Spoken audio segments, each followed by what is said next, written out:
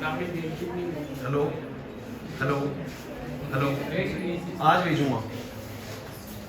सुनिए भाई, ठीक है, थोड़ा सा नॉर्मल एटमॉस्फेयर हो गया और हो जाएगा पानी में। अरे यार लोग बहुत ज़्यादा लगती है क्या? टीचर वाला वो उनका आता है, तुम देखे टीचर्स का आने लगे गले में टक जाता है, आवाज़ लेना पड़ेगा वो। लेकिन मेरे साउंड उसकी कैप्चर करना है।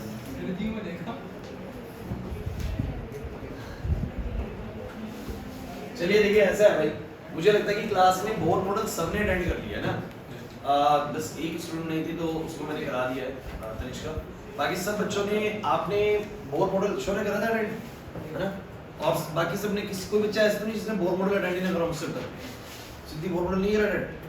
बस अब नहीं आएगा, आज तो बिल्कुल जीरो हो जाएगी क्लास। तो अटेंड नहीं करके वीडियो करके आया करो ना बात। बिना वीडियो के तुम्हें कैसे नहीं आएगा बोर मॉडल? बोर मॉडल बिल्कुल बीच में आपको समझ में आना बहुत मुश्किल है आज की क्लास में।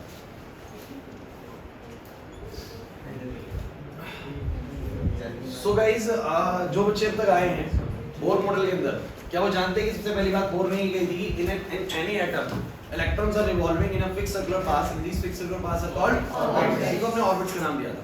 एंड ऑर्बिट्स हैं तो भैया एक ही ऑर्बिट नहीं होगा, 1 2 3 कई सारे ऑर्बिट्स हो सकते हैं, है ना? हम तो इनफिनिट ऑर्बिट की बात करते हैं। सो ये जो ऑर्बिट्स हैं, इन ऑर्बिट्स का बोलो अपना क्या होता है? रेडियस होता है। ये मैंने बताया था आप लोगों को, ऑर्बिट्स हैव सम रेडियस, है ना? और रेडियस कितना होता है बोलो किसी भी ऑर्बिट का? r बराबर होता है 2.9 n स्क्वायर बाय में क्या z picometre, and denotes the orbit number and z denotes the atomic number. Through this formula we can able to find the radius of any orbit of any atom. मतलब किसी भी atom के किसी भी orbit का बोलो क्या निकालोगे? रेडियस। याद आ रहा है? जैसे मैं बोलूं कि बताओ मेरे को तो ऑक्सीजन के सेकंड ऑर्बिट का बताओ, तो ऑक्सीजन के लिए एटॉमिक नंबर कितना हो जाएगा? 8 हो जाएगा, और सेकंड नंबर के सेकंड ऑर्बिट के लिए बोलो n कितना हो जाएगा? 2 हो जाएगा। नहीं आएगा, चलो ऐसे कुछ था, ठीक है? ओके, इसके बाद मैंने तुम लोगों को बच्चों क्या बताया था कि चलो हर एक ऑर्बिट का अपना एक रेडियस होता है ना? तो वैसे ही हर एक ऑर्बिट में बैठे इलेक्ट्रॉन की अपनी बोलो क्या होती है? एनर्जी होती है। और वो जो एनर्जी का आंसर आ रहा था, आप याद करिए, नेगेटिव में आ रहा था। इसमें आ रहा था, अब ये नेगेटिव एनर्जी का मतलब बताओ क्या था? बाउंडेशन था। आपको बताया गया था कि आप किसी भी एटम में ना किसी भी ऑर्बिट की एनर्जी निकालने जो नेगेटिव आएगी, जैसे कि मान लो इसके आगे -13.6, और याद करें कि इंफिनिटी पे जो एनर्जी आ रही थी वो कितनी आ रही थी बोलो? 0। तो इंफिनिटी ऑर्बिट पे 0 क्यों आती है आपको पता है? जैसे मैं इनको इंफिनिटी रखूंगा तो any number by infinity is 0, है ना? सो कहने का मतलब ये है कि इनफाइनाइट डिस्टेंस अवे एनर्जी कितनी होती है? 0। यानी मतलब इनफाइनाइट डिस्टेंस अवे चीजें वैसे भी बाउंड नहीं होती। समझिए मेरी बात को, कोई चीज जब इनफाइनाइट डिस्टेंस अवे होती है इसका मतलब वो बाउंड भी नहीं है। तो अनबाउंड रहने के लिए कितना एनर्जी होना जरूरी है बोलो? 0। तो मैं कहूंगा जिसका -13.6 ना वो तो बाउंड है, वो तो बोलो क्या है? बाउंड है। अभी फ्री कब हो सकता है? बोलो फ्री कब हो सकता है? जब इसको कोई 13.6 प्लस में दे दे, तो -13.6 प्लस में 13.6 बोलो कितना हो जाएगा? बोलो 0 electron volt, means it can free from the attraction of the nucleus, and ये मतलब फ्री हो जाएगा, किसी का नहीं है बस नहीं। लेकिन अगर ये 13.6 से कम एनर्जी देता है तो क्या होता है? अक्षर पता तो क्या होता है? अगर ये उससे कम ले रहा है, 13.6 नहीं ले रहा, सो ये हो सकता है कि 13.6 से अगर कम लेता है तो ये हो सकता है कि फ्री तो नहीं होगा, ये बात तो पक्की है, लेकिन थोड़ा लेस बाउंड हो जाएगा। कैसा जाएगा बोलो? Less bound. क्योंकि याद करें हाइड्रोजन की सेकंड ऑर्बिट की जो एनर्जी थी वो थी -3.4 इलेक्ट्रॉन वोल्ट। नहीं यार ना यार, थर्ड ऑर्बिट की एनर्जी कितनी थी बोलो? -1.51 इलेक्ट्रॉन वोल्ट। इसका मतलब क्या है कि अगर इसने पूरी 13.6 ली तो -13.6 प्लस 13.6 बोलो कितना हो जाएगा? 0। दैट इज फ्री हो जाएगा। लेकिन अगर इसने -13.6 वाले इलेक्ट्रॉन में एनर्जी ली सिर्फ 10.2, कितनी ली बोलो? 10.2। स्वास्थ्य नहीं आ रहा यार? तो -13.6 जमा में 10.2 आंसर आएगा -3.4। और -3.4 ये इंडिकेट करता है कि अभी भी बाउंडेशन तो है, नेगेटिव है ना, बाउंडेशन तो है, लेकिन कम नेगेटिव है। इसका मतलब थोड़ी कम बाउंडेशन है। इसका मतलब ये इलेक्ट्रॉन जंप करके बोलो कहां चला जाएगा? इलेक्ट्रॉन जंप करके बोलो कहां चला जाएगा? फर्स्ट से सेकंड ऑर्बिट में चला जाएगा। मतलब बाउंडेशन तो अभी भी रहेगी, बट उतनी बाउंडेशन नहीं रहेगी, थोड़ा सा दूर ऑर्बिट में रिवॉल्व करना स्टार्ट कर देगा। क्लियर हुआ कि नहीं हुआ? नहीं यार।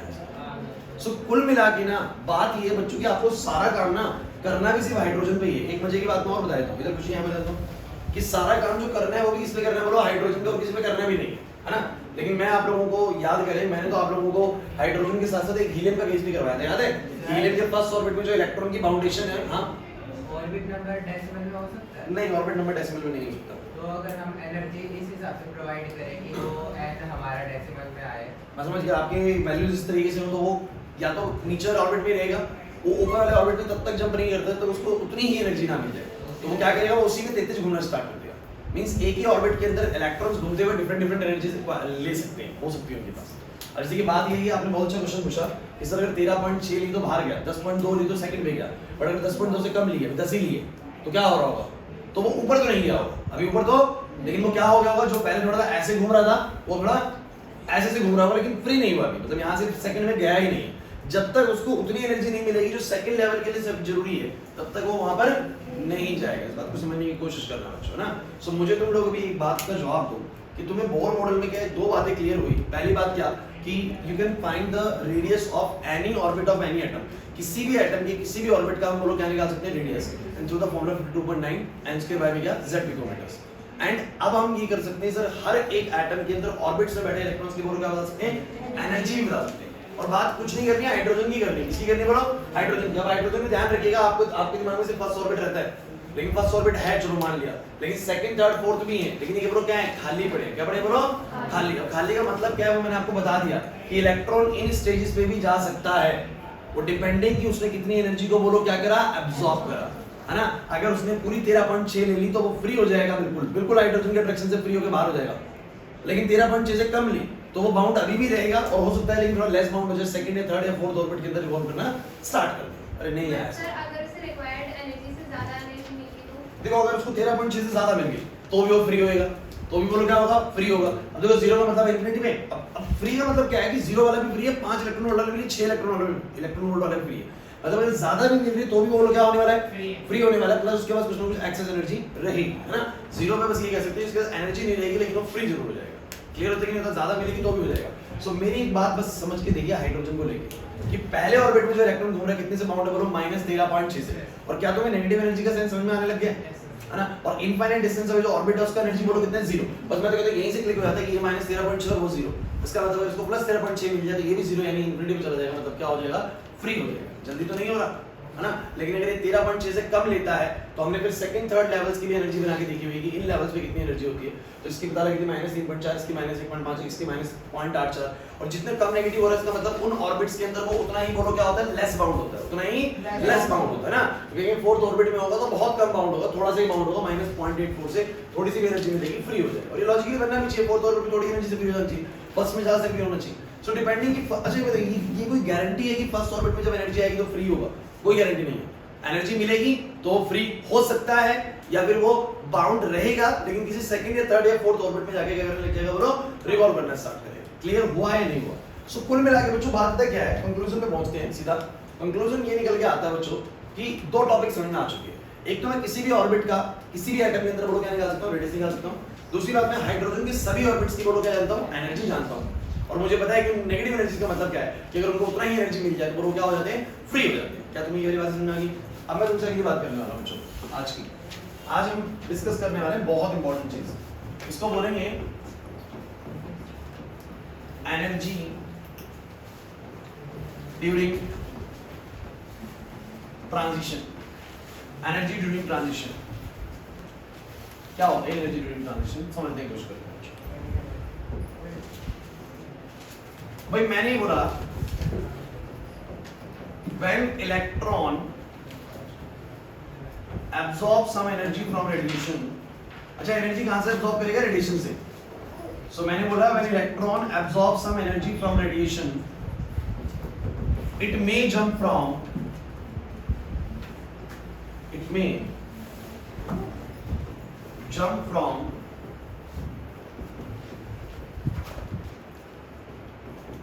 lower stationary orbit to higher stationary orbit। अच्छा मैंने लेकिन बच्चों एक बात लिखी, मे जंप का मतलब क्या है कि हो भी सकता है और नहीं भी। मान लो 13.6 ली तो वो बिल्कुल 1 से बिल्कुल इंफिनिटी चला जाएगा, और 10.2 की एनर्जी ली तो वो सेकंड में जाएगा। लेकिन सोचो 10.2 से भी कम ली तो वो किसी भी ऑर्बिट में जंप, क्योंकि उसको उतना एनर्जी भी नहीं मिला कि वो सेकंड में चला जाए। समझ रहे हैं बात को? उसको उतना एनर्जी नहीं मिला कि वो सेकंड में चला जाए। बताओ जरा फर्स्ट ऑर्बिट में कितनी एनर्जी होती है? -13.6। अगर उसको 10.2 मिलेगी तो वो -3.4 हो पाएगा, यानी सेकंड ऑर्बिट वाली एनर्जी ले पाएगा। बट अगर 10.2 से भी कम मिली इसका मतलब किसी में भी जंप। तो यहाँ पर उसने एक बात बोली कि when electron absorb some energy from radiation, ठीक है, it may jump from the lower stationary orbit to the highest stationary orbit. तो आप लोगों को समझना पड़ेगा कि जब भी कोई भी एटम इलेक्ट्रॉन्स, जब इसके अंदर मौजूद जो इलेक्ट्रॉन्स हैं वो अगर एनर्जी को अब्सॉर्ब करेंगे, फोकस करिएगा बच्चों, अभी लिखना बंद कर दो, ज्यादा लिखने की चीज है ही नहीं। अगर वो एनर्जी को अब्सॉर्ब करेगा so it may jump from the lower orbit to the upper orbit, और सेकंड में जा सकता है, थर्ड में जा सकता है, डिपेंडिंग कि उसने कितनी एनर्जी बोलो क्या करिए अब्सॉर्ब करिए, वो इनफाइनाइट में जा सकता है। क्लियर है कि नहीं? सारा मुद्दा सिर्फ इतना पता होना चाहिए कि हर ऑर्बिट में एनर्जी कितनी है, और वो मुझे बताया इसमें -13.6। अच्छा हाइड्रोजन के लिए तो फिक्स रहेगी ना बच्चों, ये क्या बदलेगी अब? अरे हाइड्रोजन के आधार पर Z1 रहेगा, N वही रहेगा 1 2 3, तो कैलकुलेशन वही आएंगे। और मैं आपको एक बात की गारंटी देता हूं, हाइड्रोजन के अलावा किसी और एटम पे क्वेश्चन नहीं आएगा, ये बिल्कुल क्लियर है आप लोगों के लिए। 12th क्लास के फिजिक्स के एग्जाम में भी नहीं आता, आप लोगों को तो चांस ही नहीं बनता है। सो सब कुछ आएगा हाइड्रोजन पे, बताऊंगा ऐसा क्यों है कि हाइड्रोजन पे क्वेश्चन क्यों आता है, आज मैं बता दूंगा ये वाली बात जो है ना, बाकी बार आपसे बोल चुका हूं इसके बारे में बात करेंगे, लेकिन आज मैं बताऊंगा सिर्फ हाइड्रोजन पे ही क्वेश्चन क्यों बनेगा आप लोगों को। सो गाइस अगर उसने एनर्जी अब्सॉर्ब करी, अब ये एनर्जी कहां से, अच्छा मुझे एनर्जी कहां से आएगी? लाइट की फॉर्म में आ सकती है, हीट की फॉर्म में आ सकती है, तो energy I.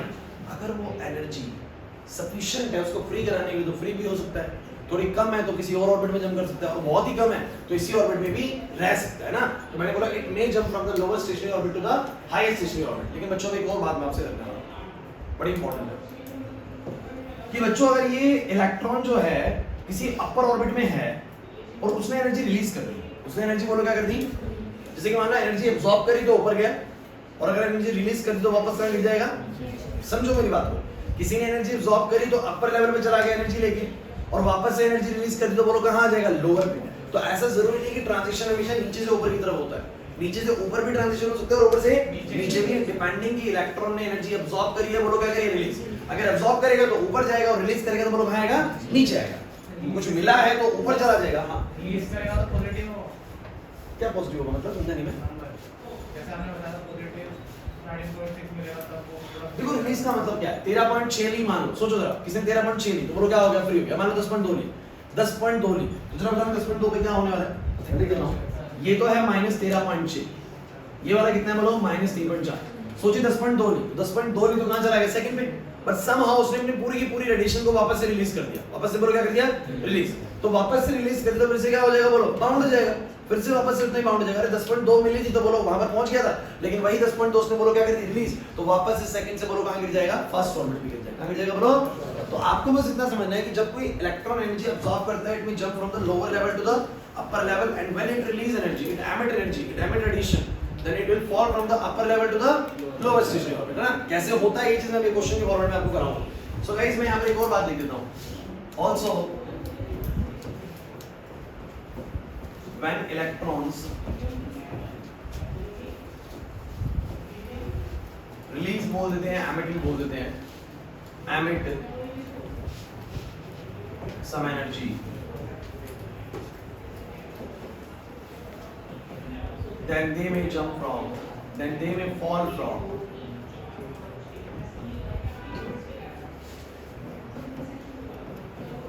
higher stationary orbit to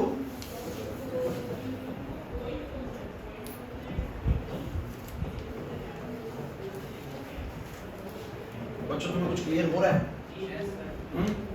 radius वाला पॉइंट क्लियर था, हर ऑर्बिट के अंदर एनर्जी वाला पॉइंट क्लियर है, और जब हर ऑर्बिट के अंदर एनर्जी तुम्हें पता ही लग चुकी, इसकी -3.4 है, इसकी -1.51 है, इसके माइनस का 0.84 है, और जो इंफिनिटी लेवल पे है उसका बोलो कितना है? जब उसका 0 है तो ये सब पता लग ही चुका है। तो अब मेरे को लगता है कि ये वाली बात समझने में कोई समस्या नहीं है कि जब ये रेडिएशंस को अब्सॉर्ब करेंगे तो जिनका ट्रांजिशन, इस शब्द को बोलते हैं ट्रांजिशन, जिनका ट्रांजिशन होगा वो लोअर लेवल से कहां होगा? अपर लेवल, और जब ये एनर्जी रिलीज करेंगे तो अपर लेवल से कहां करेंगे बोलो? Lower level. क्लियर होता है कि नहीं होता? ठीक है, आप क्वेश्चन करके दिखाओ, देखो। अरे सर हां बोलो। ये रिलीज कब करते हैं? रिलीज देखो इसका कोई स्पेसिफिक वो नहीं है कि मतलब इस कारण से रिलीज करते हैं। रिलीज ऐसे जैसे कि मान लो मैं बोलूं कि मैंने किसी चीज को गर्म करा हुआ है और वो बेसिकली बाद में ठंडी हो रही है, ठीक है, तो रिलीज का कोई स्पेसिफिक रीजन नहीं है इस कारण से रिलीज करेंगे। बट इसके 2-3 मैं आपको रीजन बता देता हूं कि कभी-कभी स्टेबिलिटी पाने के लिए ऐसा होता है कि जब कोई इलेक्ट्रॉन हायर लेवल में चला जाता है तो ऑब्वियसली बात है हाई एनर्जी वाली चीजें उतनी स्टेबल नहीं होती है, सो अपने आप को स्टेबल करने के लिए इलेक्ट्रॉन वापस कहां गिरता है? नीचे, और ऐसा करने के लिए उसको एनर्जी क्या करनी पड़ती है?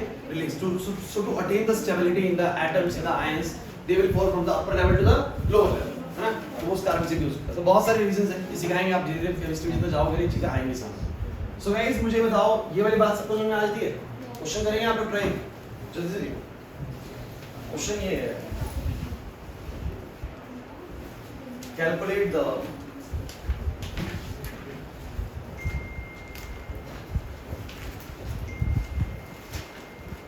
amount of energy absorbed by electron to have a transition from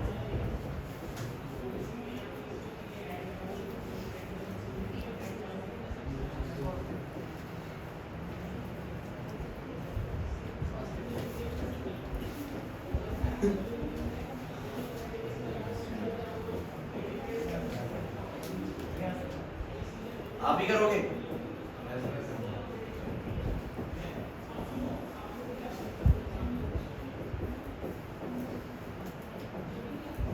करना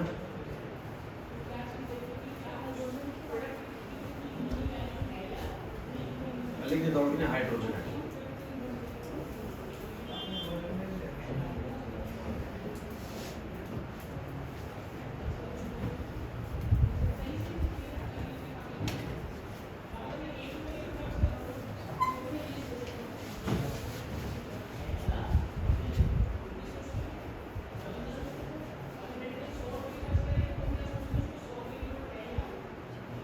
कैसे करोगे?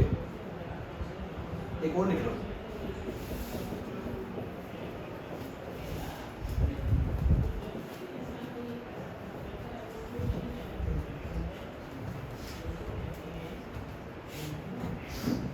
ये ट्रांजिशंस हुए। ट्रांजिशंस मतलब इलेक्ट्रॉन ने अपनी पोजीशन को क्या करा बोलो चेंज करा। चेंज करा तो ऑब्वियसली बात है एनर्जी तो अब्सॉर्ब हुई होगी या बोलो क्या हुई होगी रिलीज। तो सारे ट्रांजिशंस नीचे से ऊपर वाले दिए मतलब एनर्जी बोलो क्या हुई है अब्सॉर्ब हुई सब केस में। मुश्किल लग रहा है क्या टॉपिक? अगर आपको एनर्जी वाला एस्पेक्ट क्लियर है ना तो फिर ये मुश्किल नहीं है बच्चों, बिल्कुल मुश्किल नहीं है।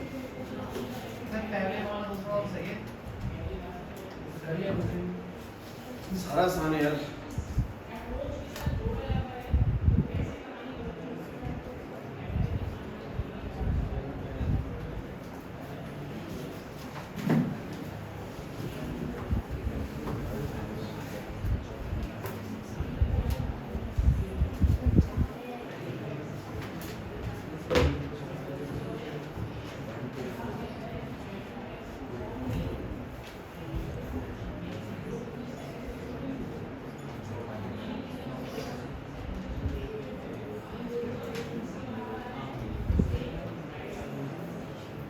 बन भी रहा है नहीं बन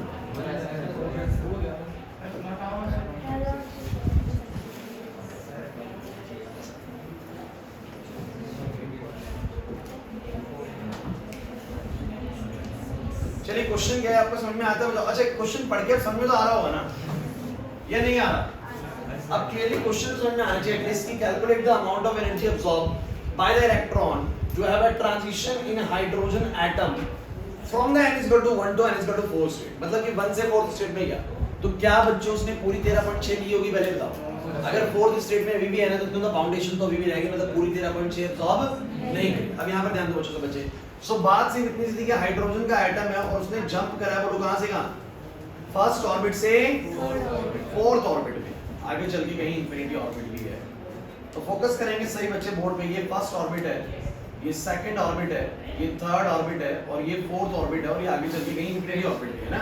सो क्वेश्चन बड़ा साफ है उसका भाई, क्वेश्चन में कोई भी कंफ्यूजन नहीं होनी चाहिए कि अगर इलेक्ट्रॉन फर्स्ट ऑर्बिट से फोर्थ ऑर्बिट जंप हो गया, चला गया फर्स्ट से फोर्थ में, फर्स्ट ऑर्बिट को छोड़ के फोर्थ में रिवॉल्व कर रहा है, इसका मतलब फाउंडेशन कम हो चुकी है, मतलब पक्का इसने एनर्जी क्या करी होगी बोलो एब्सॉर्ब करी होगी ना। और ये भी गारंटी कि पूरी 13.6 एब्सॉर्ब नहीं करी। अब तो क्लियर हो रहा है कि नेगेटिव एनर्जी का मतलब क्या है ना। सो इसकी -13.6 की और उसकी -3.4 निकालनी भी आती कि नहीं आती? तो मैं ही बोलूंगा बच्चों इसने कितनी एनर्जी को अब्सॉर्ब किया होगा, इसने कितनी एनर्जी को अब्सॉर्ब किया होगा कि इसका ट्रांजिशन कहां हो गया बच्चे 1 से लेकर बोलो कहां पर 4 पे।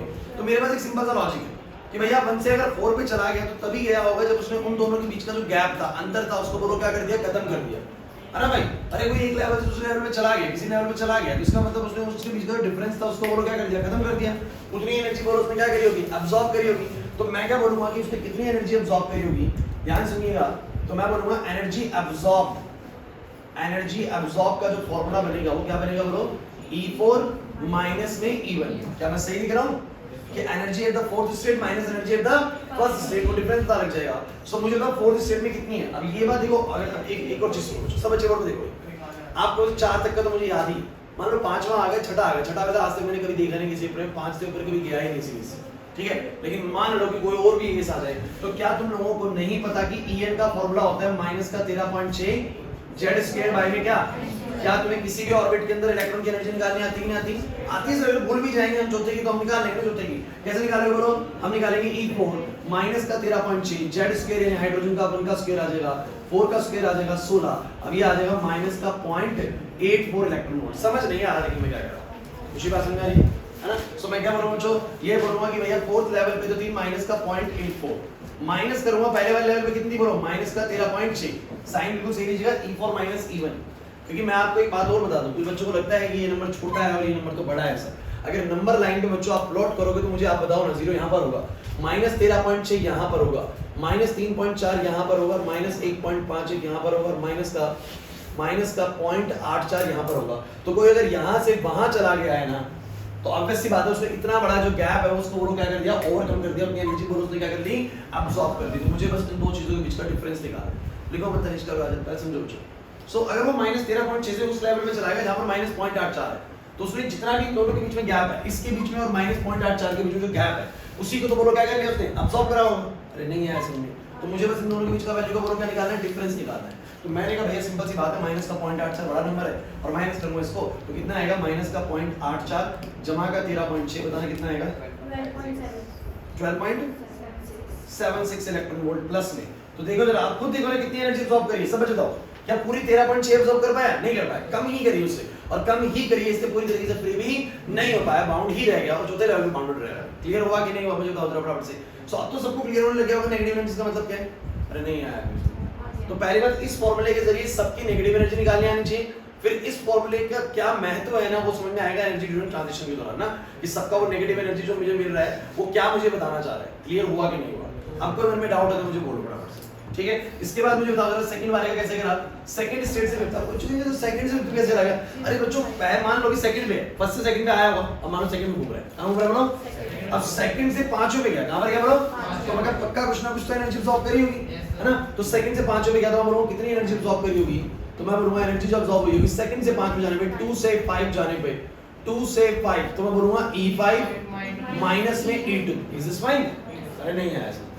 तो मुझे बताओ जरा E5 कितना होगा। अब मेरे को तो 5वें स्टेट का पता ही नहीं है। अरे नहीं पता तो क्या हो गया, E5 निकाल लो ना, फॉर्मूला तो तुम्हारे पास है ना, किसी भी लेवल का निकाल लेगा। बोलो कितना आएगा, माइनस का 13.6 जेड स्क्वायर बाय में n स्क्वायर यानी 5 का स्क्वायर जो कि 25 आएगा। सो माइनस 13.6 डिवाइड बाय 25 कितना आ रहा है, 0.5। अरे डिवाइड करें ना, 13.6 डिवाइड बाय 25 कैसे क्या आ रहा है, 25 को 136 को सीधा 25 से डिवाइड करना, उसमें क्या प्रॉब्लम आने वाली है ना। 125 सीधा सीधा 5 पे ले जाओ। अरे नहीं यार बात समझे, है ना। तो वो डेसिमल से हमारा बाद में लगा लेना, बाद में 11 आएगा, 11 के हिसाब से 4 आ जाएगा। सही तो आ रहा है, बिल्कुल 0.54 आना चाहिए। अरे नहीं आया समझ। और देख रहा आपको ये भी दिख रहा होगा, जितना मैं ऊपर जा रहा हूँ और कम नेगेटिव होता जा रहा है, और कम नेगेटिव मतलब और कम बाउंडेशन। आदर्श नहीं आ रही बात। और बिल्कुल इनफिनिटी में चला जाऊँ तो बिल्कुल क्या हो जाएगा, जीरो बाउंडेशन हो जाएगा। कुछ पल्ले पड़ भी रहेगा, ऐसे चल रहा है पक्का। सो गाइस मुझे बस इतना बताने की कोशिश करें कि E5 माइनस E2 कितना आएगा। सो ये आएगा माइनस का 0.54 माइनस का E2 बोलो कितना बच्चों, energy at the second stage is minus का 3.4, दिस विल बी माइनस का 0.54 प्लस का 3.4, this will gives you 2.96 electron volt. 2 से 5 में जंप करने के लिए उसने 2.96 इलेक्ट्रॉन वोल्ट की एनर्जी बोलो क्या करी होगी, अब्सॉर्ब करी होगी। This is fine to you not? नहीं आया समझ पक्का। और उसके बाद जो थर्ड पे, ये मेरे को लगता है बिल्कुल देखते आंसर करना चाहिए था। फर्स्ट लेवल से इनफिनिटी में चला गया, अरे भैया फ्री हो गया। फ्री होने का मतलब पूरी तरह पॉइंट 6, लेकिन फिर भी अगर तुम्हें लिखना है कि फर्स्ट से इनफिनिटी चला गया, सो बोलोगे energy at infinity state minus में energy at the first state. अरे नहीं यार अब बताओ energy at the infinity state कितना होगा, बोलो 0 माइनस करूंगा माइनस का 13.6, बोलो कितना आ जाएगा, प्लस का 13.6 इलेक्ट्रॉन वोल्ट का एनर्जी अब्सॉर्ब करेगा और ये फ्री हो जाएगा। क्लियर हुआ कि नहीं हुआ? नहीं आया है ना। सो ये बेसिकली हाइड्रोजन पे सारा काम करना आना चाहिए। लेकिन मैं तुम्हें थोड़ा सा एक्स्ट्रा बताया था, जब तुम एंट्रेंस की तैयारी के लिए जाओगे ना तो वो तुम्हें और एटम्स भी लेके आ जाएंगे, तो और एटम्स के लिए हमें टेंशन लेना ही नहीं है। क्योंकि अगर बात करो हीलियम की बात कर लो तो हीलियम के फर्स्ट ऑर्बिट की -54.4 है, कितनी बोलो। अब ये आई कैसे अरे फॉर्मूला वही लगाया सर, हीलियम के लिए बस z का वैल्यू 2 हो गया, हीलियम के लिए z का वैल्यू कितना हो गया 2, n का वैल्यू कितना बोलो 1, तो वो 13.4 से मल्टीप्लाई होकर कितना आ गया। और इंफिनिटी पे नीचे इंफिनिटी लिखने में तो हीलियम में भी इंफिनिटी पे बोलो कितना है 0 है, तो इसका मतलब हीलियम के फर्स्ट ऑर्बिट के इलेक्ट्रॉन को फ्री कराने में कितनी एनर्जी चाहिए बोलो 54.4 इलेक्ट्रॉन वोल्ट लेगा, हीलियम का इलेक्ट्रॉन फ्री हो जाएगा। बट हाइड्रोजन का पहला इलेक्ट्रॉन फ्री कराने के लिए 54.4 की जरूरत नहीं है, 13.6 तो फ्री हो जाएगा। हाँ 54.4 दोगे तो भी फ्री होगा, लेकिन 13.6 से काम चल जाता है। अरे नहीं आया समझ।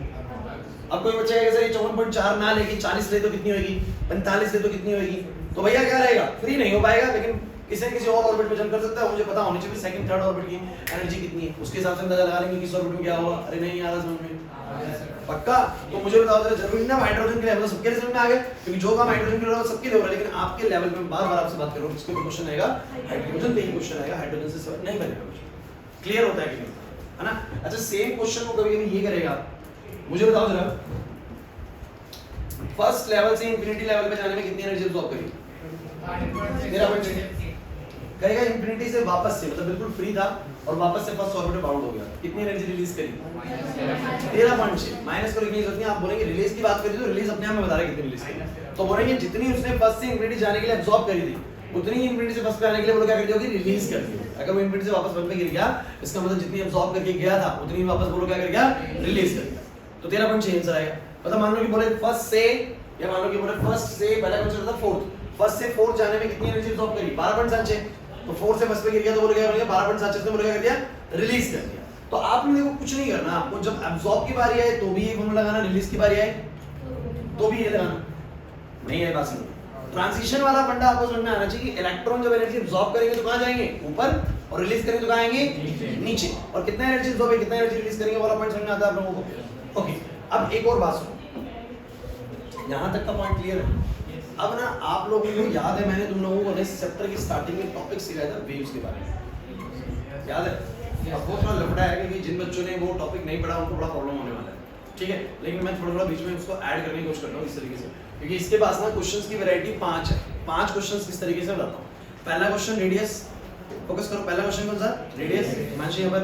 सेकंड क्वेश्चन कौन सा, energy of the electron in any orbit, nth orbit, मतलब सिर्फ एनर्जी बतानी ऑर्बिट में कितनी, कितनी माइनस में, उससे फाउंडेशन बता जाएगी। थर्ड होता है एनर्जी अब्सॉर्ब या रिलीज ड्यूरिंग ट्रांजिशंस, जब ट्रांजिशंस होते हैं नीचे से ऊपर जाते हैं ऊपर से नीचे गिरते हैं तो कितनी एनर्जी अब्सॉर्ब होती है, कितनी एनर्जी रिलीज। तीसरा क्वेश्चन, 2 क्वेश्चन और बचे, पता है कौन से, सुन लीजिए बहुत जरूरी है।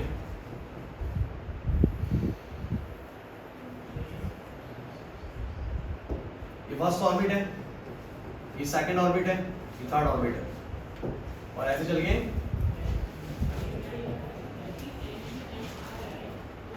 Infinite orbit. अब बच्चों मुझे एक छोटी सी बात का जवाब दो, अगर इलेक्ट्रॉन फर्स्ट ऑर्बिट से थर्ड ऑर्बिट में गया, फर्स्ट ऑर्बिट से, तो डेफिनेटली इसने कोई रेडिएशन है जिसकी मतलब रेडिएशन जो है उसने अब्सॉर्ब करी, मुझे कुछ रेडिएशन अब्सॉर्ब करी। अब कोई भी जो रेडिएशन होती है वो वेव की फॉर्म में होती है, किस फॉर्म में होती है, वेव की फॉर्म में। वेव कैसी होती है, वेव कुछ ऐसी होती है, अगर याद आया आप लोगों को, वेव कुछ ऐसी, ठीक है। और वेव के पास बच्चों सिर्फ और सिर्फ आपको लगता है कि वेव के पास सिर्फ एनर्जी होती है। एक वेव जो है देखो, वेव किस फॉर्म में आती है, ऐसे से आती है, कोई वेव थोड़ी सी ऐसे आती है आराम से, और कोई ऐसे आती है, लेकिन आने का सबका फैशन यही वाला है, क्रस्ट ऑफ करके आती है। आपके पास रेडियो वेव्स आ रही है वो भी ऐसी आ रही है, एक्स रेज होती है वो भी ऐसी आती है, समझिए मेरी बात को। विजिबल रेज है, जो मेरे पास अभी लाइट आ रही है बेसिकली ये भी ऐसी ही आ रही है, सारी वेव्स ऐसी आ रही है। आप टीवी का रिमोट यूज कर रहे हैं ना, टीवी के रिमोट में से इंफ्रारेड रेज निकल रही है, वो भी ऐसी ही जा रही है, तो सारी वेव इसी फॉर्म में होती है। लेकिन सभी वेव्स के अंदर कुछ बातें अलग होती हैं, बताता हूं कौन सी बातें अलग होती हैं। इन सबका देखो भाई, आपको मैं एक बात बताऊं, एक वेव के पास जो 3-4 कैरेक्टरिस्टिक्स होते हैं, एक तो होती है इसकी एनर्जी, क्या होती है बोलो, एनर्जी। एक होती है इसकी फ्रीक्वेंसी, फ्रीक्वेंसी होती है कि कितने ऑसिलेशंस देती है। मैं ज्यादा डिटेल में बात नहीं कर रहा हूं, पहले टॉपिक में पूरा 1 घंटा लगाया इसके ऊपर, मुझे मैं चलो नहीं कर रहा, चिंता मत करिए, मैं आपको बता दूंगा इसको कैसे करना है। लेकिन फिलहाल एक ऊपर की बात करूंगा फिलहाल, क्योंकि टाइम हमारे उतना ही है कि हम इसमें ऊपर की बात कर सकें फिलहाल। तो एक वेव की अपनी फ्रीक्वेंसी होती है, फ्रीक्वेंसी मतलब कितने वो ऑसिलेशंस दे रही है। जैसे कि आप लोग मुझे बताना किस वेव की फ्रीक्वेंसी आपको ज्यादा लग रही है, किस वेव की फ्रीक्वेंसी आप लोगों को ज्यादा लग रही है बच्चों, तो नीचे वाले की फ्रीक्वेंसी वेरी ऑब्वियस बच्चों बोलो क्या लग रही है, ज्यादा लग रही है, और ऊपर वाले की बोलो क्या लग रही है, कम लग रही है। फ्रीक्वेंसी होता है नंबर ऑफ ऑसिलेशन पर सेकंड। अब आप बताइए ना, इसने इतनी दूरी में 10 ऑसिलेशन ले लिए, उसमें से 2 ऑसिलेशन लिए, देखो तो सही, इसने सिर्फ 2 ऑसिलेशन लिए, 1 और 2, और इसने इतनी दूरी में 1 2 3 4, तो किसकी फ्रीक्वेंसी ज्यादा? फ्रीक्वेंसी मतलब कौन अपने वो फ्रीक्वेंटली रिपीट कर रहा है, तो बेसिकली नीचे वाला अपने आप को ज्यादा फ्रीक्वेंसी वाला लगता है। अरे नहीं आया समझ में, एक वेव आ रही है ऐसे और एक वेव आ रही है ऐसे, तो किसकी फ्रीक्वेंसी ज्यादा? दूसरे वाले। तो हर एक वेव के पास अपनी एक एनर्जी होती है, अपनी एक फ्रीक्वेंसी होती है जिससे वो फ्रीक्वेंट अपने आप को रिपीट कर रहा होता है। तीसरी चीज होती है उसकी वेवलेंथ। क्या होती है बोलो? वेवलेंथ होती है बच्चों की एक पूरा पैटर्न ना कितनी दूरी के बाद रिपीट हुआ। जैसे कि फोकस करो, ये पूरा पैटर्न इतने डिस्टेंस के बाद रिपीट हुआ, फिर ये पूरा पैटर्न इतने डिस्टेंस के बाद रिपीट हुआ, ये इसकी वेवलेंथ है। ये बोलो क्या इसकी?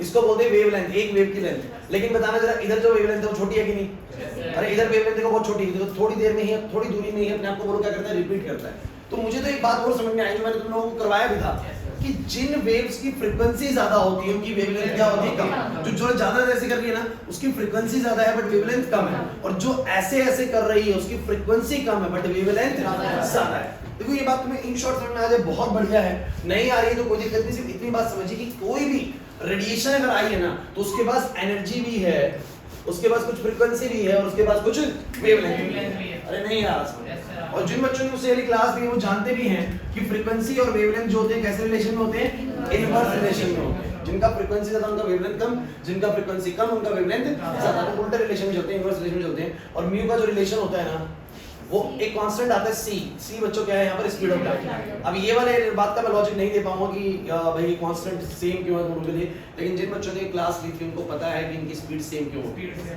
देखो भाई सबके सब ने एक ही स्पीड से चलते हैं। अब आपको सर कैसे सर? देखो बच्चों जितनी भी वेव है ना, सुनते चलना, थोड़ा सा लगेगा आपको कि मैं ज्यादा चीजें बता रहा हूं आप लोगों को, लेकिन सुनिएगा फर्क। जितनी भी वेव है, चाहे वो रेडियो वेव हो, चाहे वो अल्ट्रावायलेट वेव हो, चाहे वो इंफ्रारेड वेव हो, सबके बीच में फर्क सिर्फ किस चीज का होता है? फ्रीक्वेंसी का और वेवलेंथ का। कोई तो ऐसी है और कोई ऐसी है, तो फ्रीक्वेंसी वेवलेंथ तो अलग है। जिसकी फ्रीक्वेंसी ज्यादा उसकी वेवलेंथ कम, जिसकी फ्रीक्वेंसी कम उसकी वेवलेंथ ज्यादा। लेकिन क्या सबकी स्पीड सेम? सबकी मतलब सबको चलने के लिए बोला जाएगा कि चलो भाई 2 मिनट में चल के दिखाओ, तो ये वाली भी बराबर दूरी तय करती पाएगी और ये वाली भी बराबर दूरी। लेकिन लगता है कि ऐसे कैसे हो सकता है? दिमाग में थॉट आता है ना कि ऐसे कैसे हो सकता है कि सर ये वाली तो मुझे ज्यादा चलनी चाहिए और ये वाली थोड़ी सी पीछे रह जाएगी। ऐसा नहीं है बच्चों। देखो क्या कारण है इसका, समझने की कोशिश करो। जो पहले वाली वेव है ये अपने आप को फ्रीक्वेंटली कम रिपीट करती है, मतलब ये सिर्फ 2 ही ऑसिलेशन लेगी, लेकिन वो 2 ऑसिलेशन बड़े लेती है, 2 ऑसिलेशन कदम बड़े हैं। क्या बोलो? कदम बड़े। और जो दूसरे वाली वेव है ना उसके कदम छोटे छोटे हैं लेकिन कदम ज्यादा है। कदम समझे नहीं इस बात को? समझने की कोशिश करना कि मान लो कि मेरे पास एक वेव है वो 2 ही कदम लेती है, मान लो वो 2 कदम लेती है, लेकिन वो दोनों कदम मान लो 5-5 यूनिट के लेंथ के, तो 10 यूनिट चल दिया उसने, है ना। लेकिन दूसरी वाली वेव क्या है, बोले 1-1 यूनिट का कदम रखती है, लेकिन वो उतनी ही देर में कितने कदम चल देती है? 10 कदम चल देती है। तो बराबर उसने भी दूरी बोलो कितनी तय करी? बोलो बराबर। मतलब एक के पास फ्रीक्वेंसी कम है लेकिन वेवलेंथ एक बार भी ऑसिलेट करेगी तो लंबा ऑसिलेशन लेती है, और दूसरे वाले के पास भले कदम छोटे छोटे हैं, वेवलेंथ छोटी छोटी है, लेकिन फ्रीक्वेंसी बहुत, तो छोटे छोटे कदम होते हैं उसके, लेकिन वो कदम क्या लेती है? बोलो ज्यादा लेती है। अब देखो तो सही, इसने यहाँ तक 2 कदम लिए। 2 कदम कैसे? अरे भैया एक ऑसिलेशन फिर एक ऑसिलेशन, लेकिन बड़े कदम है। इसने क्या करे? बोलो यहाँ तक 10 कदम ले लिए। कितने कदम ले लिए? बोलो 10 कदम, लेकिन कदम सारे छोटे छोटे हैं, तो बात तो वही बढ़ जाएगी ना। अरे भले छोटे कदम है लेकिन कदम ज्यादा ले लिए, है ना। नहीं आ रही बात समझ में? यहाँ पर क्या है? बोलो यहाँ पर बोलो क्या है? कदम कम है लेकिन कदम कैसे है? बोलो बड़े बड़े हैं। तो मेरा कहने का मतलब जो नहीं चलती है ना तो दोनों बराबर दूरी तय करती है, बराबर समय, मतलब सबका स्पीड बोलो क्या होता है? सेम होता है। तो यहाँ पर जो कांस्टेंट आता है वो सब कहते हैं इन सबकी स्पीड ऑफ लाइट के बराबर होती है। मतलब अल्ट्रावायलेट रेडियो वेव्स हो, इंफ्रारेड वेव्स हो, सबका स्पीड बोलो क्या होता है? सेम होता है। अब देखो ये आए समझ में, ठीक है, नहीं आए तो भी कोई ज्यादा टेंशन लेना नहीं, ये वाला टॉपिक में नहीं फंसने वाले तुम। यहाँ तो मैं तुम्हें बता दूंगा क्या करना है, लेकिन मुझे बस ये लगता है कि तुम्हें एक बात बताओ कि जब भी कोई रेडिएशन किसी ने अब्सॉर्ब करी है, so this radiation have some energy, this radiation have some frequency, this radiation have some wavelength, and हर एक रेडिएशन का अपना फ्रीक्वेंसी वेवलेंथ बोलो क्या होता है? अलग होता है, बट सबका स्पीड बोलो क्या होता है? सेम होता है। स्पीड सबका सेम होता है, ध्यान रखना, ठीक है। अच्छा एक लास्ट बात मैं और आपसे कर लेता हूँ। आपको क्या लगता है बच्चों, किस रेडिएशन की एनर्जी जो है वो ज्यादा है? बताना जरा। इसकी देखो सुनना, इसकी या इसकी? बताना, इसकी या इसकी? सेकंड वाले की एनर्जी बोलो क्या लग रही है ज्यादा। आपको लग रहा है कि ऐसे करके चीलती हुई चली जाएगी किसी चीज को, तो एनर्जी का फर्क होता है, फ्रीक्वेंसी पे डिपेंड करता है। तो प्लैंक्स ने एक फॉर्मूला दिया था, प्लैंक्स ने बड़ा मेजर फॉर्मूला दिया। प्लैंक्स ने क्या कहा, प्लैंक्स ने कहा कि किसी भी रेडिएशन की एनर्जी ना उसकी फ्रीक्वेंसी के बोलो कैसी प्रोपोर्शनल होगी, डायरेक्टली। मतलब कि अगर एक वेव की फ्रीक्वेंसी 50 हर्ट्ज है और एक की 200 हर्ट्ज है, तो 200 हर्ट्ज वाले की एनर्जी बोलो क्या होती है, ज्यादा होती है। मतलब higher frequency means higher energy of the radiation. लेकिन फिर वही बात है, प्रोपोर्शनैलिटी है, बराबर नहीं। देखो आप लोगों ने मिसकंसेप्ट मत करिए चीजों को, आप लोगों को समझना पड़ेगा कि प्लैंक्स ने सिर्फ ये कहा है कि जिन रेडिएशंस की फ्रीक्वेंसी ज्यादा होगी, सुनिए टॉपिक सुनो, बाहर आ चुकी, कोई दिक्कत नहीं, सुनते चलिए, लास्ट में समरी करूंगा इसके ऊपर। तो मैंने बोला जिन रेडिएशंस की फ्रीक्वेंसी ज्यादा होती है उनकी एनर्जी भी बोलो क्या होती है, ज्यादा होती है। स्वास्थ्य यहां पर ध्यान दो, है ना। तो इस वाले रेडिएशन की फ्रीक्वेंसी ज्यादा, उसकी बोला एनर्जी भी क्या होगी, ज्यादा। लेकिन उसने ये नहीं बोला कि फ्रीक्वेंसी और एनर्जी बराबर होती है, ऐसा नहीं बोला। उसने बोला कि जब फ्रीक्वेंसी ज्यादा होती है तो एनर्जी बोलो क्या होती है, ज्यादा। मतलब उसकी 50 हर्ट्ज थी तो उसकी एनर्जी कुछ मिली, इसकी 200 हर्ट्ज थी तो उसकी एनर्जी और ज्यादा मिली, और किसी की 250 हर्ट्ज थी फ्रीक्वेंसी तो एनर्जी और ज्यादा मिली। लेकिन उसने बोला कि एनर्जी बराबर नहीं आती, फ्रीक्वेंसी एनर्जी बराबर नहीं आती। एनर्जी एक्चुअली में हर बार रेडिएशंस की जो एनर्जी है ना वो फ्रीक्वेंसी से कुछ h गुना ज्यादा आती है, कुछ h गुना। इस h को उन्होंने नाम दिया प्लैंक्स कांस्टेंट। क्या नाम दिया बोलो? मैं बता देता हूं, जो प्लैंक्स कांस्टेंट की वैल्यू है ना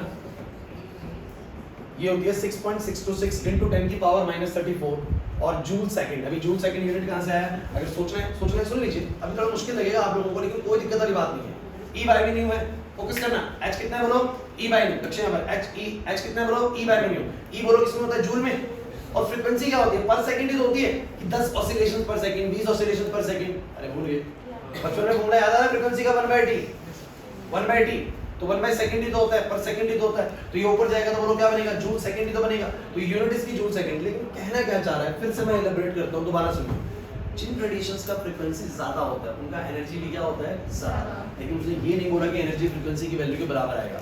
उन्होंने हर बार एक चीज पाई कि भैया फ्रीक्वेंसी जब बढ़ती है वेव की तो एनर्जी बोलो क्या होती है, बढ़ती है, एनर्जी ज्यादा होती है। लेकिन एनर्जी जो है ना फ्रीक्वेंसी की वैल्यू से हर बार, फोकस करिएगा मेरे शब्दों पे, एनर्जी जो है वो फ्रीक्वेंसी की वैल्यू से हर बार कितनी गुना ज्यादा आती है बोलो, 6.626 × 10 की पावर क्या -34 गुना हर बार ज्यादा आती है। 50 हर्ट्ज की फ्रीक्वेंसी है तो एनर्जी 50 गुना में ये वैल्यू। अगर 100 हर्ट्ज की फ्रीक्वेंसी तो एनर्जी कितनी आ रही है, 100 गुना में ये वैल्यू। तो उन्होंने फॉर्मूला ही निकाल दिया। फॉर्मूला क्या बना दिया बोलो, E = बोलो क्या, h times of new. E = बोलो क्या, h टाइम्स ऑफ न्यू। अरे नहीं आया समझ में। अब देखो कुल मिला के मैं आपसे एक बात करता हूं, फाइनल बात करता हूं, ठीक है। क्या करनी है बात मुझे फाइनल, मैं ये कह रहा हूं कि कोई भी इलेक्ट्रॉन अगर एनर्जी को अब्सॉर्ब कर रहा है, so this energy have some, this radiation have some energy, have some frequency, have some wavelength. Frequency मतलब कितने ऑसिलेशंस पर सेकंड ले रही है, वेवलेंथ मतलब कितने उसकी दूरी चल रही है हर वेवलेंथ की, और कुछ उसके बाद एनर्जी भी होगी। कुछ क्या होगी बोलो, एनर्जी। यार मुझे एक बात बताओ, क्या एनर्जी निकालना सिखा दिया, पहले सिखा दिया एनर्जी को, कि अगर फर्स्ट से फोर्थ में गया तो बताओ रेडिएशन की एनर्जी कितनी है। अगर इलेक्ट्रॉन फर्स्ट ऑर्बिट से कहां गया, फोर्थ में गया, तो एनर्जी, फोकस करिए मैं क्या बोल रहा हूं, अगर इलेक्ट्रॉन फर्स्ट ऑर्बिट से जतिन कहां गया, फोर्थ में गया, तो कह रहा है बताओ कितनी एनर्जी अब्सॉर्ब करी होगी। तो वो निकालना मेरे लिए मुश्किल नहीं है, मैं निकालना सीख चुका हूं भैया। पूरा है कि नहीं, अक्षर डाउट है कुछ? लेकिन अब वो सेकंड सवाल करने वाला तुमसे कि मेरे पास एक इलेक्ट्रॉन फर्स्ट ऑर्बिट से फोर्थ ऑर्बिट जंप कर गया, कह रहा है उस रेडिएशन की ना एनर्जी बताओ, फ्रीक्वेंसी बताओ, क्या बताओ बोलो, मुझे उसकी वेवलेंथ बताओ। यही चौथा और पांचवा क्वेश्चन है। समझिए, कुछ भी नहीं है, कुछ भी नहीं है, सिर्फ फॉर्मूला याद होगा तो भी काम बन जाएगा। लेकिन मैं आपको रटा रटाया काम देना नहीं चाहता कि सीधा फॉर्मूला लिख दिया काम बन गया। लेकिन यहाँ समझना पड़ेगा मुझे कि फ्रीक्वेंसी वेवलेंथ ये सब होता क्या। जिन बच्चों ने मुझे क्लास दी पहले वाले इनको पता है कि एनर्जी, मैंने बहुत तसल्ली से आप लोगों को समझाई थी चीजें, ठीक है। तो आप लोगों को दो फॉर्मूले और याद करने, कौन से, दोबारा सुनो। तो यहाँ पर फॉर्मूला बनने वाला है फ्रीक्वेंसी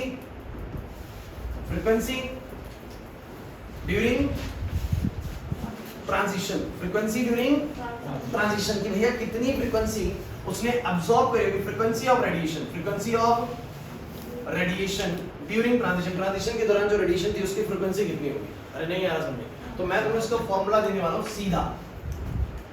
एक छोटी सी बात उससे पहले और करना चाहता हूं, मुझे तुम एक बात बताओ, यहां पर मैं नोट करके लिख देता हूं।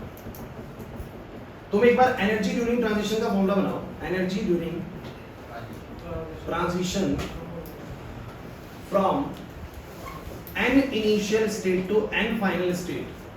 बच्चों मुझे एक बात बताओ, मेरा कोई इलेक्ट्रॉन ना अपनी किसी, सुनते रहना, देखो अगले 10 मिनट आपको बने रहना पड़ेगा टॉपिक में अच्छे से, तब जाके आप ना बोर मॉडल में बिल्कुल एक्सपर्टीज हासिल कर लोगे। मैंने आपको बोला कि मेरा इलेक्ट्रॉन किसी इनिशियल स्टेज से फाइनल स्टेज चला गया, 1 से 4 चला गया, 1 से 3 चला गया, 2 से 5 चला गया, तो एक ni होगा और एक बोलो क्या होगा, nl। जरा मुझे बताओ कितनी एनर्जी वो एब्जॉर्ब या रिलीज करते हैं उस दौरान, तुम कैसे निकाल रहे हो? निकाल कैसे रहे हो? बहुत बढ़िया कि फाइनल स्टेज में कितनी एनर्जी है? माइनस, है ना? 1 से 4 गया तो बोलो क्या करा? E4 minus E2। 2 से 5 गया तो बोलो क्या बोला? E5 minus E2। तो मैं बोलूंगा ना energy at the final stage minus energy at the, समझ नहीं आ रहा? और मुझे बताना जरा किसी भी फाइनल स्टेज में जहां पर n जो है वो nf है, क्या बोलो n, क्या बोलो nf, वहां पर मैं एनर्जी का फॉर्मूला क्या बनाऊंगा? तो सबको पता है कि nf स्टेज में एनर्जी होगी माइनस 13.6, बोलो क्या? z स्क्वायर, फॉर्मूला तैयार करने जा रहा हूं, डायरेक्ट फॉर्मूला तैयार करने जा रहा हूं। z स्क्वायर बाय में बोलो क्या? nf स्क्वायर, और माइनस का साइन आएगा इनिशियल में कितनी होगी बोलो? माइनस 13.6, z स्क्वायर बाय में क्या बोलो? तुम्हें समझ नहीं आया कि मैंने क्या कर दिया? अरे कुछ नहीं, जो तुमने कैलकुलेट कर रहा है कितने वैल्यूज, मैंने बस उनके लिए फॉर्मूला लिख दिया कि किसी भी फाइनल स्टेज में जो एनर्जी होगी वो इतनी होगी, और किसी भी इनिशियल स्टेज में एनर्जी कितनी होगी बोलो? इतनी होगी। इन दोनों का डिफरेंस ही मेरा आंसर होगा। अरे नहीं यार, अब मुझे बताना चला इन दोनों के बीच का साइन कैसा हो जाएगा बोलो? प्लस का। बोलो कितना आ जाएगा? प्लस का हो जाएगा। तो कॉमन निकालो, जो कॉमन आ रहा है 13.6, z स्क्वायर तो कॉमन आ रहा है, अंदर क्या बचेगा बोलो?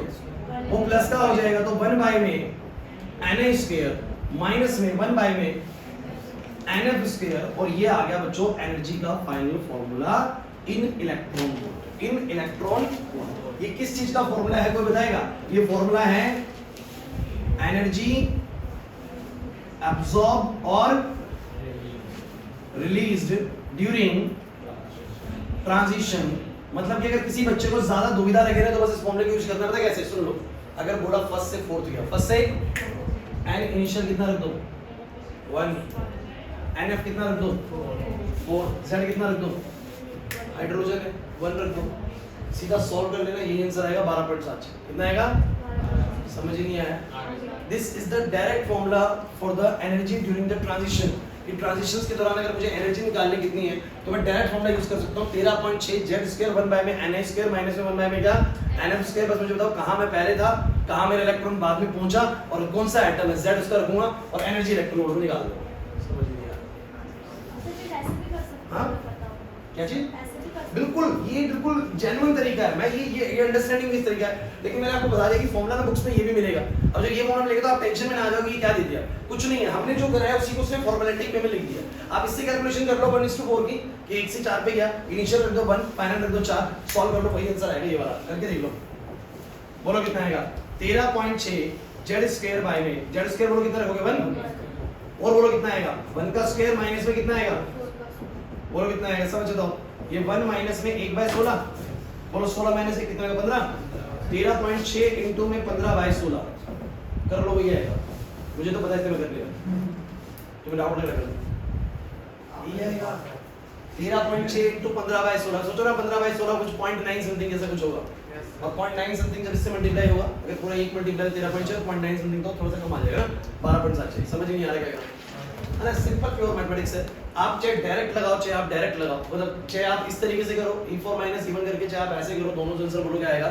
सेम आएगा। समझ नहीं आया? ज्यादा हो गया शायद, ज्यादा तो कुछ नहीं हुआ ना, कुछ ज्यादा बताया नहीं मैंने आप लोगों को। यहाँ तक की बात समझ में आती कि नहीं? तो मुझे तुम ये बताओ, किसी भी ट्रांजिशन के दौरान, लोअर ऑर्बिट से अपर ऑर्बिट में जाने के ट्रांजिशन के दौरान, क्या तुम लोग ये बता पाओगे कि रेडिएशन का एनर्जी कितना है?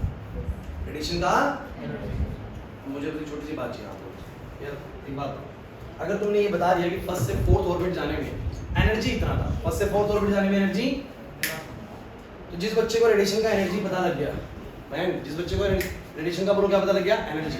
प्लैंक्स का वैल्यू फिक्स है, क्या फ्रीक्वेंसी निकालने कोई बहुत बड़ा खेल है?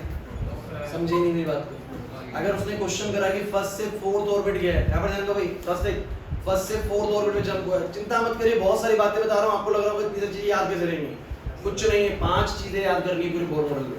बोलने को बहुत कुछ है, लेकिन कुल मिला के सिर्फ 5 चीजें, और 5 चीजें याद है ना, बोर मॉडल में किसी एक पॉइंट पे भी नहीं फंसोगे, मैं आपको गारंटी दे रहा हूँ। जैसा बता रहा हूँ ना, थोड़ा एक्स्ट्रा ही बता रहा हूँ एनसीईआरटी से, ठीक है ना? इससे थोड़ा लगेगा भी चीजें बहुत सारी हो रही है, लेकिन आएगा सारा समझ में। तो मुझे बताओ, जिसको ये समझ में आएगा कि फर्स्ट से फोर्थ जाने में कितनी एनर्जी, तो जब एनर्जी पता लगी तो प्लैंक्स ने फॉर्मूला दिया तो हुआ है कि किसी भी रेडिएशन की एनर्जी कितनी होती है? अपनी फ्रीक्वेंसी से h गुना, अपनी फ्रीक्वेंसी से। तो यार जब तुम्हें एनर्जी पता है तो अगर मैं h से डिवाइड कर दूंगा तो बोलो फ्रीक्वेंसी आएगा कि नहीं आएगा? समझ ही नहीं आ रहा, आया समझ में? और जब फ्रीक्वेंसी आ जाएगा रेडिएशन का, तो फ्रीक्वेंसी को यहाँ पुट करके और c को पुट करके बोलो वेवलेंथ क्या आएगा कि नहीं आएगा? c तो वैल्यू फिक्स होती है 3 न्यूटन की पावर 8, 3 into 10 की पावर क्या बोलो 8। तो बिल्कुल भी आपको ये नहीं सोचना कि यार फ्रीक्वेंसी और वेवलेंथ कैसे निकालूंगा उस रेडिएशन की। मेरे पास तो बहुत सिंपल तरीका है कि मैं बोलूंगा कि क्या एनर्जी निकाल पाओगे आपको सर, बिल्कुल निकाल पाएंगे एनर्जी। एनर्जी में कोई मुश्किल नहीं है, फर्स्ट से 3 पे जा रहा है, बोलूंगा E3 - E1 आ गया एनर्जी। और जब एनर्जी आ जाएगा तो मेरे को पता है कि एनर्जी जो होती है रेडिएशंस की वो h गुना होती है, बोलो किससे, बोलो फ्रीक्वेंसी से। तो फ्रीक्वेंसी कितनी होगी, बोलो एनर्जी डिवाइड बाय क्या करना है, बोलो h करना है, फ्रीक्वेंसी आ जाएगी। और फ्रीक्वेंसी जैसी आ जाएगी मेरे बच्चों, फ्रीक्वेंसी जैसी आ जाएगी c से, c यहां पर दिया हुआ है, बोलो वेवलेंथ भी आ जाएगा, नहीं आ जाएगा, c भी पता है, फ्रीक्वेंसी पता है। या यूं भी बोल सकते हो कि E बराबर में h न्यू है, तो न्यू को बोलो क्या लिखूंगा, c बाय लैम्डा। न्यू को बोलो क्या लिखूंगा, तो जिस बच्चे को एनर्जी पता है, h तो कांस्टेंट है, c भी कांस्टेंट है, बोलो वेवलेंथ भी आएगा कि नहीं आएगा। तो सारा खेल सिर्फ इस बात का है कि अगर जिस बच्चे को रेडिएशन का एनर्जी पता लग चुका है, क्या पता लग चुका है, बोलो फोकस करो, क्या पता लग चुका है, एनर्जी, उसके लिए फ्रीक्वेंसी और वेवलेंथ निकालना कोई मुश्किल खेल नहीं है। क्योंकि उसको सिर्फ इतना सा मालूम करना है कि मुझे एनर्जी पता है, h पता है, फ्रीक्वेंसी आ जाएगा E/h। और वेवलेंथ कैसे आएगा, बोलो या तो वहां से निकाल लो, या बोलो E पता है, h पता है, c पता है, बोलो क्या आ जाएगा, वेवलेंथ। लेकिन मैं आपको इतना बड़ा झमेला नहीं दूंगा, मैं आपको सिंपल ट्रिक दूंगा कि मैंने इसका भी फॉर्मूला बना रखा है, सीधा सीधा फॉर्मूला बन जाएगा फ्रीक्वेंसी का। समझ रहे बात को, डायरेक्ट फॉर्मूला हमारे पास 3.18 into 10 की पावर 15 z स्क्वायर। बिल्कुल डायरेक्ट नहीं, मुश्किल है, उससे तुम जाओगे ना तो रूट लंबा है। सो यहां पर आ जाएगा हर्ट्ज, यहां पर आ जाएगा हर्ट्ज। और वेवलेंथ का सुन लो फटाफट से, वेवलेंथ ऑफ रेडिएशन। अच्छा लेकिन तुम्हें समझ में नहीं आया फ्रीक्वेंसी और वेवलेंथ कहां से एंट्री लेंगे, है भाई? अरे बच्चों जब एक रेडिएशन आ रही है तो उसकी एनर्जी भी होगी, उसकी वेवलेंथ भी होगी, उसकी फ्रीक्वेंसी भी होगी। अरे नहीं आया समझ में, है ना? सो वेवलेंथ कितनी होगी, तो वेवलेंथ का फॉर्मूला बनता है 1 बाय लैम्डा।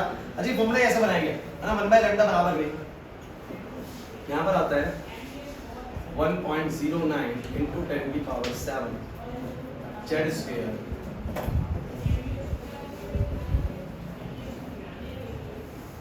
ठीक नहीं आया समझ में? एक बार एनसीईआरटी दिखाओ और बच्चे चेक कर लेता हूं, कुछ वैल्यू में गड़बड़ ना हो। ये बंद नहीं करना, बुक को बंद कर दीजिए।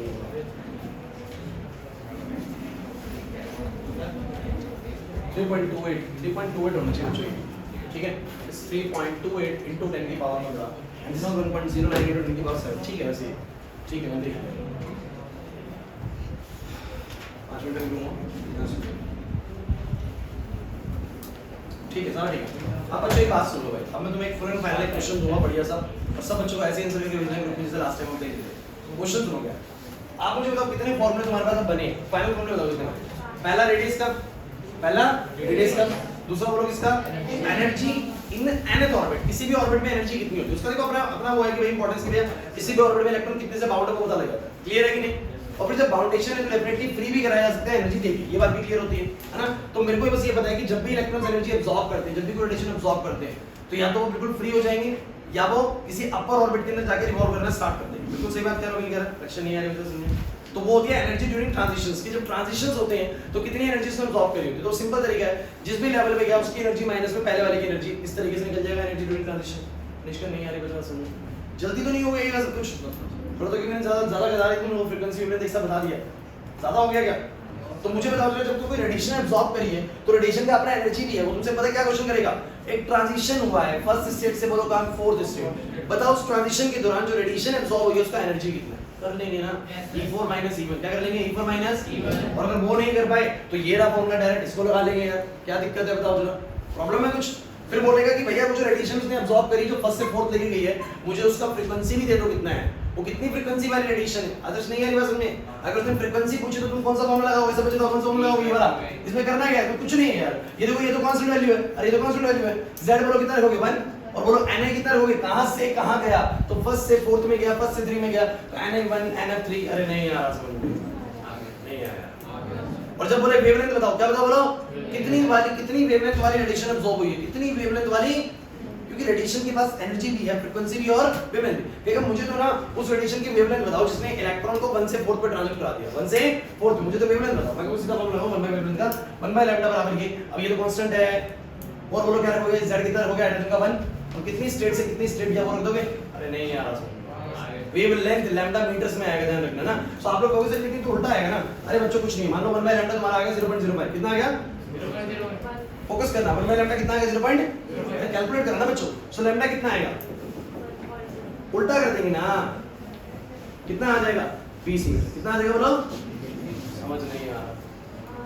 जानबूझ के इसको उल्टा रखा, पता है क्यों होता है कि सारे फॉर्मूले एक जैसे दिखे, सारे फॉर्मूले एक, मैं इसको उल्टा रेसिप्रोकल करके लिखता, अगर खुशी में रेसिप्रोकल करके इसको लिखते तो वो सारी चीजें कहां जाती? 1 अपॉन में जाती, तो ये फॉर्मूला सबसे हटके दिखता।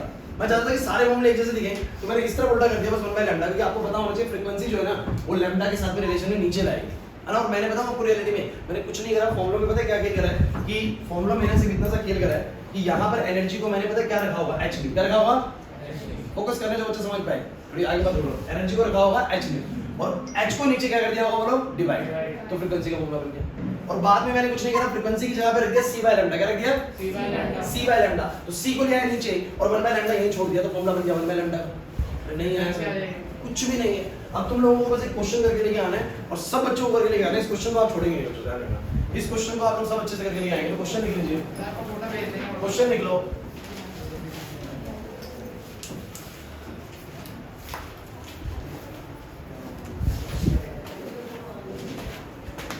Calculate the energy, frequency and wavelength of radiation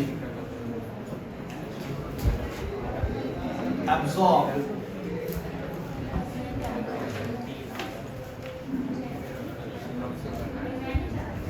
during the transition from n is equals to 1 state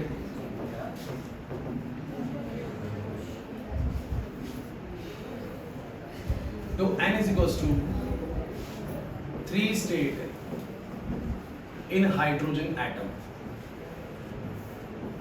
बच्चों क्वेश्चन समझे तुम लोग? तुम सब लोगों को समझ में आ गया? ये भी मेरे को डाउट हो रहा है, ये भी मुझे डाउट हो रहा है ना। सबको एक बार ही समझ में फर्स्ट, सेकंड, थर्ड और फोर्थ सब बच्चे बोल रहे हैं भाई क्वेश्चन क्या है? सब बच्चे मुझे क्वेश्चन बता दो, बस क्वेश्चन बता दो क्या है। क्वेश्चन ये है कि इलेक्ट्रॉन ना ट्रांजिट हुआ है फर्स्ट से बोलो किसमें? थर्ड पे।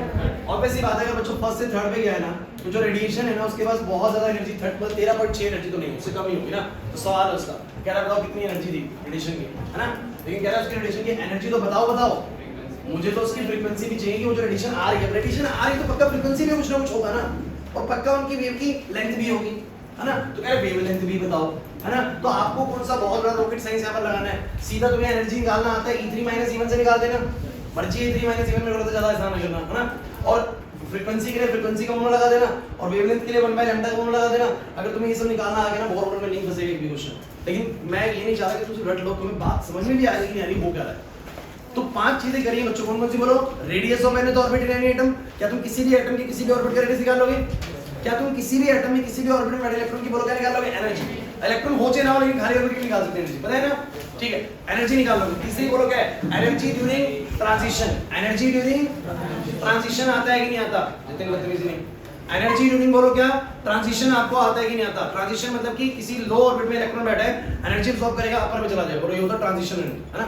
Energy during transition. और क्या उस रेडिएशन का फ्रीक्वेंसी निकालना आ गया, क्या रेडिएशन का वेवलेंथ निकालना आ गया। सो बातें आज ना बहुत सारी हो गई हैं, लेकिन इसके ऊपर जो न्यूमेरिकल्स है ना, जब तक नहीं बनाएंगे ना, तब तक बहुत ज्यादा ये कमांडेबल लगेगा नहीं कि हमें बिल्कुल अच्छी कमांड बन चुकी है। क्लियर हो रहा है कि नहीं? तो वो कब बनेगा, वो हमारा नेक्स्ट क्लास में बनेगा। लेकिन फिर भी मैंने तुम्हें एक क्वेश्चन दे दिया है, मैं तो नहीं कर रहा हूँ, लेकिन मैं चाहता हूँ कि आप लोग घर से ट्राई करके लाइक और कोशिश करेंगे आप लोग इसका सॉल्यूशन ग्रुप में भेजें, जैसे लास्ट टाइम में। क्लियर होता है? सो आज यहीं पे रोकेंगे वीडियो।